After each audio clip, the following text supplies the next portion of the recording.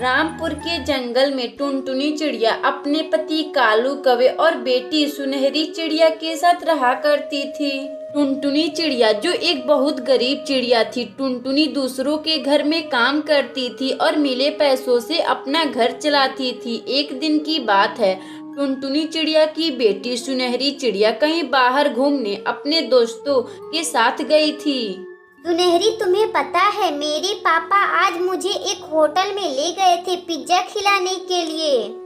पिंकी, यह पिज्जा क्या होता है? मैंने तो इसका नाम पहली बार सुनी हूँ। अरे सुनहरी, तुम्हें नहीं पता है पिज्जा क्या होता है? पिज्जा जो एक रोटी जैसा होता है, वह खाने में बड़ा ही स्वादिष्ट लगता है। पिंकी, क्या सचमुच पिज्जा बड़ा स्वादिष्ट लगता है? तो मैं आज ही अपने माँ से कहूँगी कि मुझे पिज्जा खाना है। ठीक है सुनहरी, अब मैं जा रही हूँ अपने मम्मी पापा के पास पिज्जा खाने के लिए।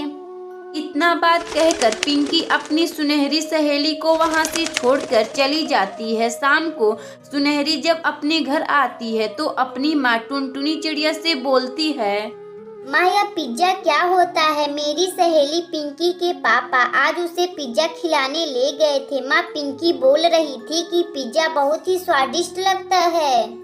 बेटी सुनहरी, मुझे भी तो नहीं पता कि पिज्जा क्या होता है, मगर सुनहरी तुम चिंता ना करो। मैं कल जब मालिक के घर काम करने जाऊंगी तो उनसे पिज्जा के बारे में बात करूंगी। माँ, पापा भी हम लोगों को कल पिज्जा खिलाने होटल में ले चलेंगे। बेटी सुनहरी, होटल में पिज्जा बहुत ही महंगा आता होगा। हमारे पास तो उतने भी पैसे नहीं है कि हम लोग होटल में पिज्जा खा सकें। नहीं, मुझे पिज्जा खानी है। अगर आप लोग मुझे पिज्जा नहीं खिलाएंगे तो मैं आप लोगों से कभी भी बात नहीं करूंगी। बेटी सुनहरी, तुम सो जाओ। मैं कल ही मालिक से पूछ कर आऊंगी कि यह पिज्जा क्या होता है।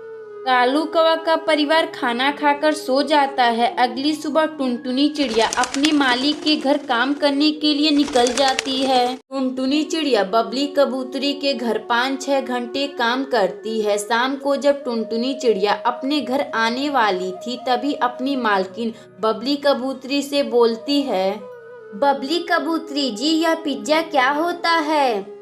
टुनटुनी, यह पिज्जा एक रोटी जैसा होता है जो मैदे से बनता है, जिनमें तरह तरह के व्यंजनों का प्रयोग किया जाता है। मगर तुम यह क्या करोगी जानकर टुनटुनी? मालकिन, मेरी बेटी सुनहरी पिज्जा के लिए बड़ा जिद कर रही है। मैं सोच रही हूँ कि पिज्जा उसे घर में ही बनाकर खिला देती हूँ। ठीक है टुनटुनी, यह लो कुछ पैसे, अपनी बेटी सुनहरी को पिज्जा बनाकर खिला देना। टुनटुनी चिड़िया पैसे को लेकर शाम को पिज्जा बनाने का सारा सामान लाती है और पिज्जा बनाने में लग जाती है। मात्र कुछ ही समय बाद टुनटुनी चिड़िया एक खूब बड़ा सा पिज्जा बनाकर अपनी बेटी सुनहरी चिड़िया को खाने के लिए देती है। सुनहरी अपनी माँ के हाथों का पिज्जा खाकर अपनी माँ से बोलती है, माँ, यह पिज्जा कितना स्वादिष्ट बना है। सचमुच मुझे खाने में तो बड़ा ही मजा आ गया। टुनटुनी चिड़िया जो बहुत स्वादिष्ट पिज्जा बनाई थी, जिसे खाकर सुनहरी काफी खुश होती है। और यह आपको छोटी सी हमारी कहानी कैसी लगी? अगर आपको यह कहानी अच्छी लगे तो वीडियो को लाइक करें और चैनल को सब्सक्राइब करें और बेल आइकन को दबाना ना भूलें। हमें कमेंट बॉक्स में बताएं कि आपको यह कहानी कैसी लगी।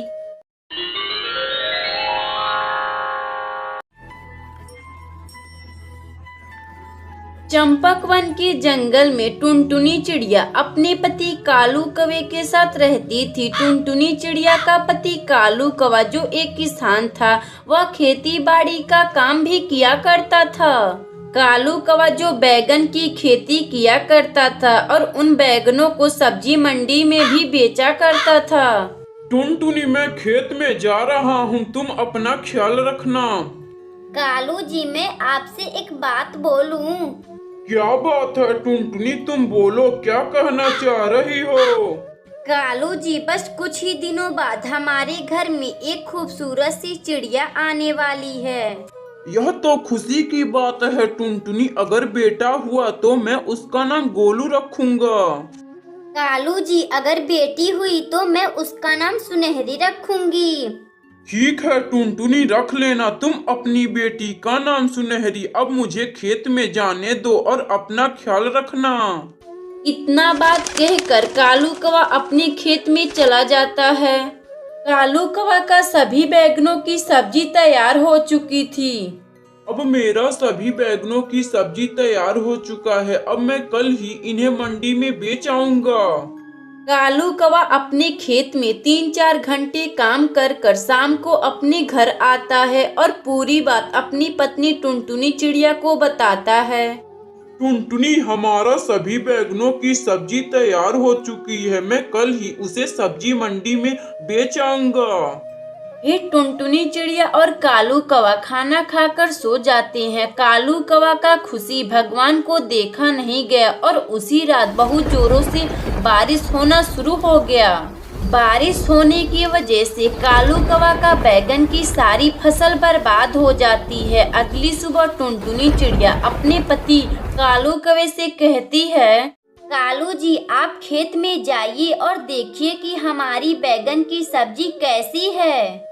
ठीक है टुनटुनी, मैं अभी खेत में जा रहा हूँ बैगन की सब्जी को देखने के लिए। फिर कालू कौवा अपना बैगन की सब्जी को देखने के लिए अपने खेत में जाता है। कालू कौवा बैगन की सब्जी की हालत देखकर वह दंग रह जाता है। कालू कौवा को खेत का नुकसान बर्दाश्त नहीं होता तो वह घर पर आकर फांसी लगा लेता है। कालू कौवा को फांसी लगाने के बाद टुनटुनी चिड़िया अकेली हो जाती है। आप यह क्या कर लिए जी? आप क्यों फांसी लगा लिए? इसी तरह 2 हफ्ते बीत जाते हैं। इसी बीच टुनटुनी चिड़िया का एक खूबसूरत सी चिड़िया जन्म लेती है। माँ, मुझे बहुत जोरों की भूख लगी है। आप मुझे कुछ खाने के लिए दे दीजिए।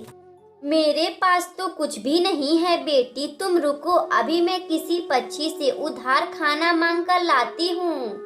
फिर टुनटुनी चिड़िया उड़ते उड़ते जंगल में जाती है। तभी उसे एक सेव दिखाई देता है जिसे लेकर टुनटुनी चिड़िया अपने घर आती है और अपनी बेटी को खाने के लिए दे देती है। माँ, यह सेव कितना स्वादिष्ट और मीठा लग रहा है। क्यों ना माँ हम सेव की खेती करते हैं। यह सेव खाने में तो मजा ही आ गया। मगर सुनहरी, हमारे पास तो खेती करने के लिए पैसे भी नहीं हैं। हम लोग कैसे सेव की खेती करेंगे? माँ, आप क्यों ना किसी पक्षी से कर्जा ले लेती हैं। अगर हमारा सेव की खेती अच्छा होगा तो हम उन्हें कर्जा लौटा देंगे। फिर टुनटुनी चिड़िया बंटी कबूतर के पास जाती है और कुछ पैसे उधार मांग कर लाती है और अपना सेव की खेती कर कर खुशी खुशी रहने लगती है। अगर आपको यह कहानी अच्छी लगे तो वीडियो को लाइक करें और चैनल को सब्सक्राइब करें और बेल आइकन को दबाना ना भूलें। हमें कमेंट बॉक्स में बताएं कि आपको यह कहानी हमारी कैसी लगी।